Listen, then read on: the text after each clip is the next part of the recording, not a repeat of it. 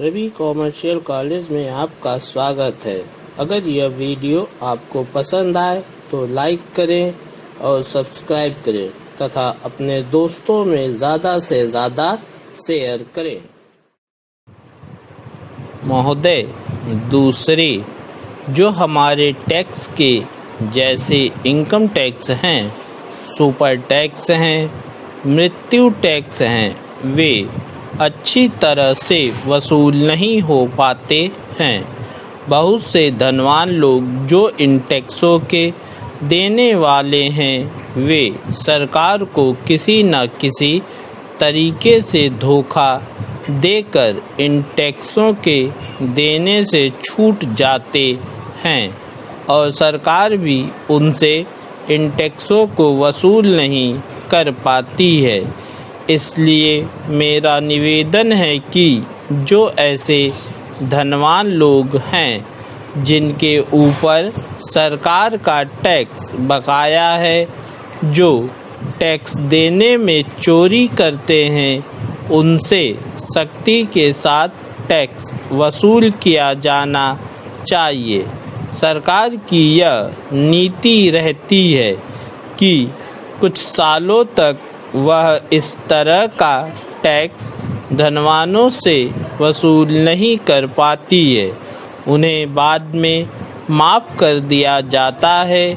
इस तरह की जो नीति है वह अच्छी नहीं है। सरकार को धनवानों से समय पर और सख्ती के साथ टैक्स वसूल करना चाहिए।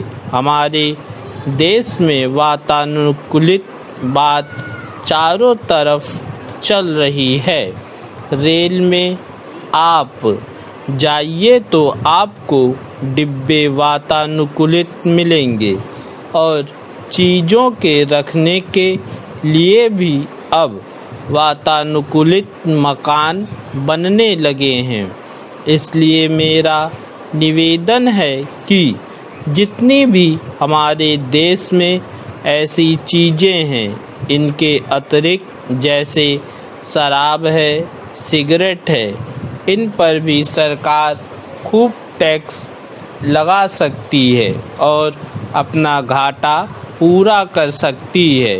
इसके उपरांत अगर इनकम टैक्स और सुपर टैक्स में बढ़ोतरी की ज़रूरत है तो वह भी उसको बढ़ाना चाहिए। लेकिन जो नए टैक्स बढ़ाए हैं, उनमें खासकर कृषि पर जो टैक्स लगने जा रहा है, सरकार को चाहिए कि उसे माफ़ कर दें, उसे बिल्कुल हटा दें। मैं इस संबंध में इतना ही अपवाद ग्राह्य मानता हूँ कि जिन व्यापारियों ने काला बाजार में पैसा कमाया है, अगर वे अपना पैसा छिपाने के लिए उसको ज़मीन पर लगाते हैं, यानी खेत मोल लेते हैं, अगर अंगूर के बाग लगाते हैं और इस तरह से अपने काले धन को सफ़ेद धन करना चाहते हैं, ऐसे धनवानों के ऊपर कृषि टैक्स लगाने में मुझे कोई दिक्कत नहीं है। वित्त मंत्री महोदय का कहना है कि जो इनकम टैक्स देने वाले लोग हैं, अगर वे खेती करते हैं तो उन्हीं के ऊपर यह टैक्स लगाया जाएगा। लेकिन मुझे डर इस बात का है कि जब सूखे के साथ गीली चीज़ भी जल जाती है तो ऐसा भी हो सकता है कि धनवान किसानों के बाद धीरे धीरे मध्यम तथा छोटे किसानों की भी बारी आ जाए और इस तरह से धीरे धीरे मध्यम तथा छोटे किसानों पर भी टैक्स लग जाए।